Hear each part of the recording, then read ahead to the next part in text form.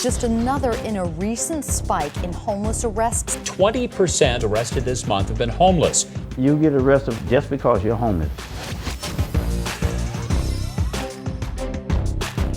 The typical long-term chronically homeless person was being put in jail a lot because of small petty crimes, open containers, trespassing, loitering, all those kinds of things. Columbia, South Carolina, another city criminalizing homelessness. Well, where are the homeless people supposed to go?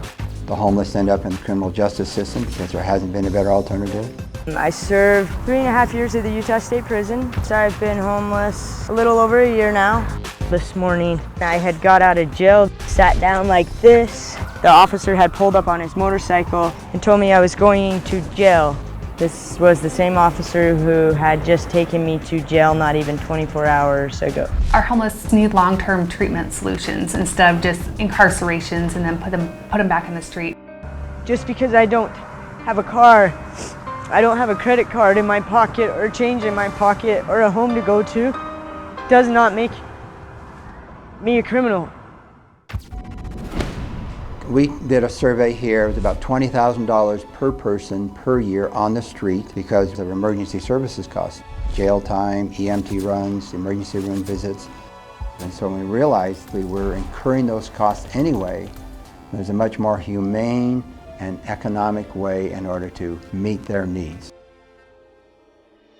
You'd be surprised who's homeless. Most people are homeless. They are running away from problems. They are running away from drug addiction. Got molested when I was a kid, about 6 years old. Started drinking early age at 13. I couldn't deal with my problems. I've been homeless for the last 20 years. About 10% of the homeless population were chronically homeless. A chronically homeless individual that's been homeless a year or more or 4 times in 3 years. A lot of mental health issues, substance abuse issues. We decided to adopt a housing first model. Instead of asking people to change their lives before we gave them housing, we chose to give them housing along with the supportive services and then allow them to change their lives if they wanted to. We can house them for about $7,800 per person per year for case management and rental assistance in a housing unit. 2005, in order to get into housing, you need to be clean, dry, and sober, and if you fell off the wagon, then you lost your housing and case management. Well, we weren't reducing homelessness. In 1998, we got kicked out because I was using drugs. We went back again. It was like a routine for the last 15 years. I mean, it was hard. Having a house is the stable base for everything. If you don't have a stable place to live, that's going to be the biggest crisis on your mind every day when you go to bed. Whereas when you're in your own home, that whole level of stress is taken away. And now you can focus on everything else that you need to focus on in your life. Well, it works because we've come down 72% from our high in 2005. Getting my housing here literally saved my life. Well, they arrested me at least 18 times. Ended up at the detox. The police brought me in there. I was pretty sad, I was shaking hard. But Ed moved me in here. I mean, I had towels up there, clean sheets, pots and pans. He brought me a big box full of canned goods. He said, well, anything you need, call me. And I looked around and I told him, I said, no, Ed, I got it from here. We've been able to show that if you house people properly and correctly, is that it takes them out of the judicial system and the recidivism rate decreases.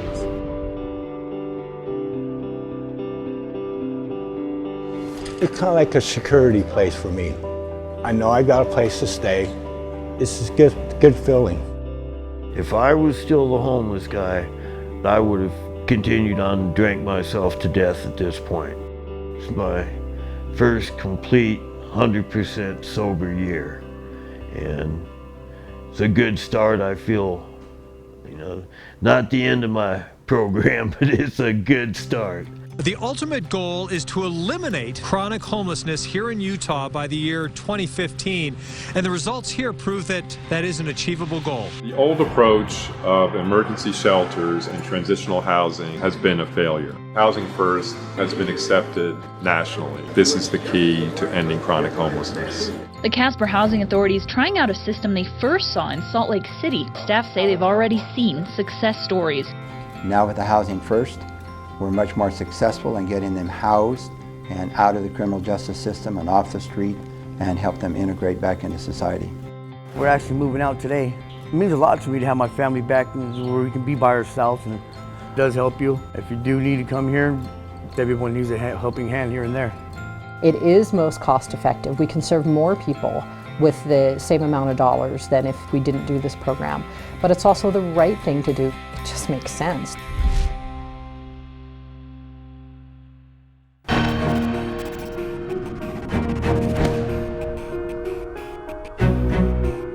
I got arrested about 34 times due to drugs. Over and over again. Over and over again. I was arrested 14 times for being under the influence of a narcotic. And no one say, this is his 14th time through here, Your Honor, for the same charge. He needs help. What if we tried something different? I've been arrested so many different times. I've had a couple of possession charges, I've had a couple of prostitution charges, I've had a ton of probation violations. I really can't even remember what the first thing I got arrested for.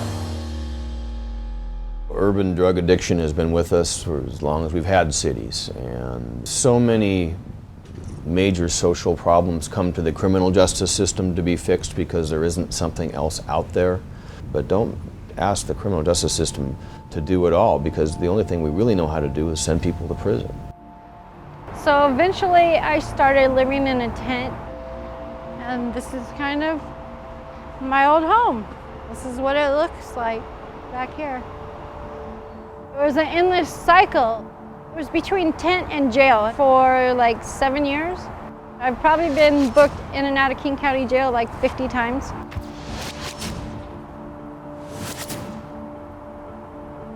It hurt to lay down, it hurt to stand up. It was really excruciating. I came to Seattle, I wanted to buy a large amount of Oxycontins. They weren't readily available, and everybody kept offering me heroin. I turned it down for 4 days. Finally, I was so sick. I was puking, I had diarrhea, I was shaking. I felt like I was gonna die. So finally I caved in and I did heroin.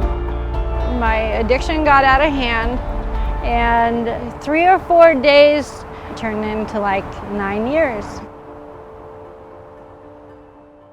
Belltown kind of runs between 1st Avenue and 4th Avenue. Almost every other night on the news, there were just like constant arrests happening. It goes on in the open for everyone to see. 2 days ago, we saw probably 40 dealers. Drug addiction in Belltown is rampant. Police published this photo to show how many they collected in just 1 week. A few times I honestly tried to just kick on my own, but I got so sick. I was to the point where it was either I have to be on methadone and quit, or I'm gonna die.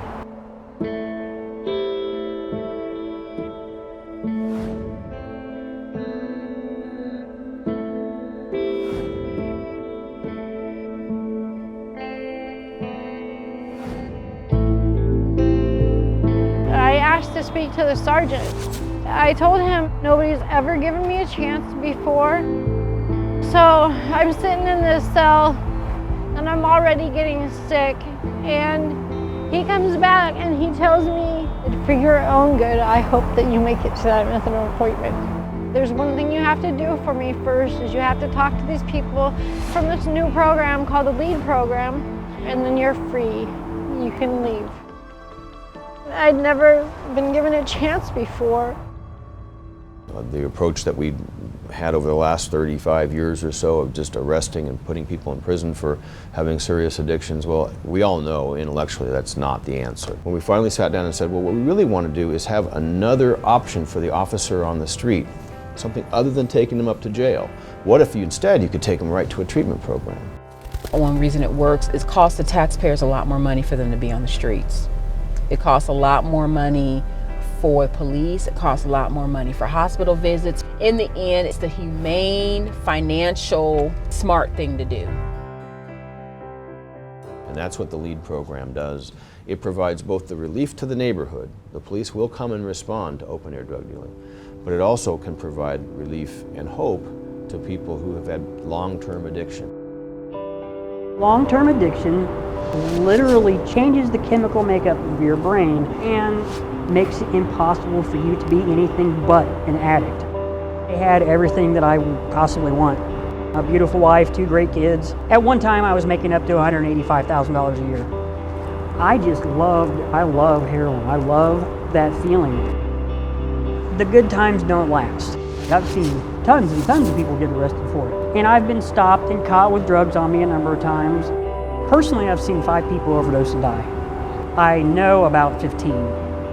The last partner I worked with overdosed and died in front of me. It was almost like this is my last chance. I can either wake up the next morning and go into treatment, or I can come back here. Officer Willoughby, he actually said, have I had enough? I answered in the affirmative, and he was like, well, let's see what we can do. Drug use and abuse should primarily be treated as a public health issue. LEAD is a harm reduction program, and if they do choose to be in the LEAD program, they will receive individualized case services, whether it be substance abuse treatment or housing or job training, with an understanding that breaking addiction, which can last for decades, is not going to be an overnight process. So it's really about meeting the client where they are at and trying to help with their basic needs first, and then trying to work on substance abuse treatment. It wasn't government telling this person, this is what you need. It was the person who had been struggling with addiction saying, this is what I need to get back on my feet. And through the skillful help of the case managers, we're able to customize a way out for so many people. Most of the services in this city, you get like one shot. They give you all these services, they try to help you, and you test dirty, you're fucked. They will drop you. I've relapsed, so I didn't call them or even go to the LEAD office for like 2 weeks. And when I walked in, my caseworker just was like, where have you been? And I remember this very clearly. He said, so what's next? What do we do next? I think I actually cried. For the first time in over like 5 years, did not feel like somebody had given up on me. I've been working with Brad just about a year now. And so wherever he's at, I'll be there. And I always tell my clients that, like, whether you're doing great, whether you're not doing great, we're going to continue to work together. What makes us different is that, we have a relationship with them. Actually hear their story, because a lot of our clients, people don't really care about their story. And so respecting them and giving them dignity increases the likelihood of change. We can use the power of the law, and not as a blunt instrument, but as a way to nudge people toward an outcome that is better for them, that's better for the community. My life now is amazing. I have been clean for like a year and a half. I'm going to college. I wake up in a house. It's not a tent anymore. 61 days ago, I was homeless, full-on in my addiction, and today I go to meetings, I'm clean, I've been through a treatment program, and none of that would have happened without Lee. A couple of our detectives that have been working the Belltown area for a long time, they were just saying how now it is like 90% different as far as like very few people out compared to what it was 2, 3, 4 years ago before LEAD. The LEAD program is now expanding from Belltown throughout the downtown core and into Chinatown. We have a lot of people in need, so we have the resources now to go out and individually work with them. It's also been operating in Skyway and has now been replicated in Santa Fe, New Mexico. Do you want the same old with the same results, or do you want something that works? It's working here in Seattle. I think it could work anywhere.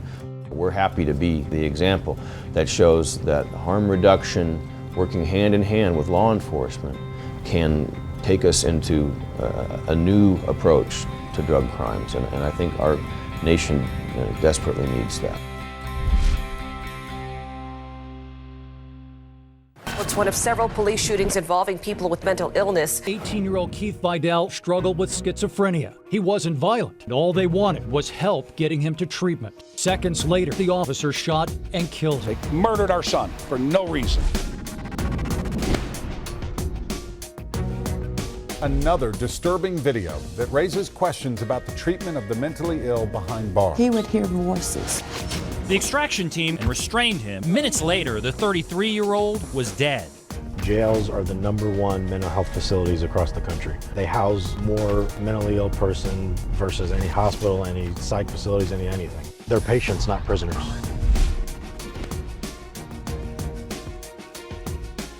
Mental illness is the only disease that when you're in a crisis, the cops are called.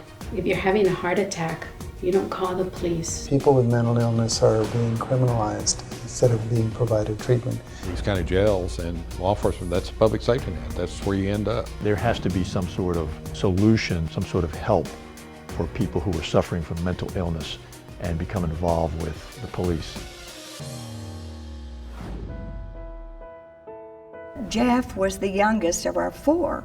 He was finally diagnosed a paranoid schizophrenic when he was totally out of control and very frightening. I would have to call the police on him. They didn't know what to do.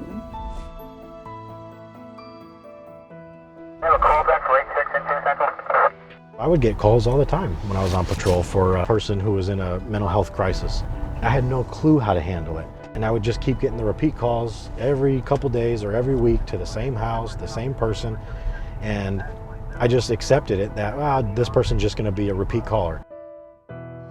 We decided very early on that we needed to address folks that were nonviolent misdemeanor offenders that were truly being put in jail because of their illness. We knew that it was law enforcement that were first responders and that they would be the ones that would be in contact with individuals in crisis. So we decided what we would do first is train law enforcement officers in the 40-hour crisis intervention training. So they're trained to recognize mental illness. When they come up on somebody that's got kind of strange behavior, they're not using their command voice and the command presence like they're taught in the academy. They realize right away that this person has a problem. We brought together a bunch of law enforcement officers from the sheriff and the San Antonio Police Department, and every one of them didn't want to be there. I heard things like, I'm a cop, I'm not a social worker, I don't believe in these hug-a-thug programs, and this is a bunch of BS. Before I went through the 40-hour CIT training myself, I didn't have the resources on how to handle mental illness. Well, now, it's way different. You know, I have confidence that when I go into someone's home, if they are experiencing some type of, mental health crisis, that I can get them to the right facility, and then I may never hear from them again. I'm a mother, I'm a sister, I'm a friend, I'm a voter, I'm a volunteer, I'm all these people. I contribute to my community, and I have a mental illness. My diagnosis is major depression with psychotic features, dissociative identity disorder, and panic disorders. I've done the presentations to CIT training, and I tell them, I want to be treated the way you want your mother to be treated if she was ever diagnosed with a mental illness. If I'm in a crisis, I'm having a crisis, and I don't understand what's going on around me. Get down! Get back! Get down! Don't do it! Don't do it! In incidents with people who have mental health issues, it's unfortunate to see the ones that result in the use of deadly force where an officer didn't have CIT training, and possibly armed with that kind of information, that kind of training, outcomes may have been different. I never knew each morning when I got up what I might find. He began to talk about a fire in the garage. So I thought, would he, without knowing what he's doing, start a fire? How much danger is he in, and how much danger am I in? So I called the police and I said, I'm terribly frightened. When they arrived, I introduced them to Jeff, and in this case, they came in plain clothing. They weren't in police uniforms. Now, they could have handcuffed him, I guess, and pulled him out, but they are taught how different that person is that they're dealing with. So they began to talk to Jeff. If they can get the person that's ill to, in their own mind, they're cooperating, it's far less violent, it's better for the patient, and certainly it's better for our police. When nonviolent people go to jail with mental illness, they say it's 3 or 4 times longer than a violent offender. But when they get released, if they're not hooked up into treatment, they're going to be right back in. There are so many people in their emergency rooms who shouldn't be there. Previous police chief here has actually kept data on how long his officers are spending in emergency rooms waiting for psych evals and medical clearance, 8 to 14 hours. He spent $600,000 a year in overtime. Now here at the Restoration Center, the law enforcement officers are in and out within 15 minutes. What we have here at the Restoration Center is services patients who are in crisis, either walk in or brought in here by a CIT. They recognize the patient's in crisis. They're not truly suicidal. They don't really want to hurt somebody. They just need help. There are about 18,000 people a year who are brought mainly by law enforcement officers to this Restoration Center who used to go to jail or emergency rooms or put back on the street. If you're a taxpayer and really don't know a lot about mental illness, the fact that the public's a lot safer when these people get treated, and the taxpayer saves a ton of money.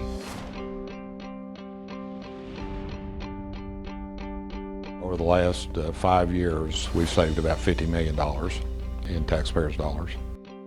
We want everyone trained because of the potential daily that someone's going to come across someone who's in crisis. It's not a matter of if, it's a matter of how soon. We've been coming up on 6 years of existence, and we don't have a use of force on our unit, which means we've never tased anybody, we've never shot anybody, we've never hit anybody with an ASP. But patients, talking to them, we get the result we want in the end, and we don't have to force it on them. You want CIT to respond because you're going to get the help that you need rather than be sent to jail. The issues that police officers have with people who have mental illness is not unique to San Antonio. That's all over the country, all over the world. So any city that would decide to focus on this, put an emphasis on this, would certainly benefit from it. I no longer thought, what if they have to shoot Jeff? We save money, we improve public safety, and people can get functional again. I mean, why wouldn't you do this? It's really a no-brainer.